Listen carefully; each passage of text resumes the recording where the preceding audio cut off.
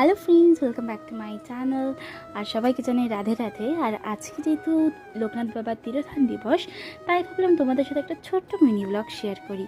তো দেখো, যেহেতু বাবার তিরোধান দিবস বলে কথা, তাই আমি বাবার জন্য কিছু শপিং করেছিলাম। একটি নতুন বস্ত্র, এই যে দেখতে পাচ্ছ একটা হোয়াইট কালারের পদ্ম আসন, সেইগুলো সব আমি বাবার জন্য টুকটাক কেনাকাটি করেছিলাম। আর এখানে আমি বাবাকে প্রথমে পঞ্চামৃত দিয়ে স্নান করিয়ে নিচ্ছি।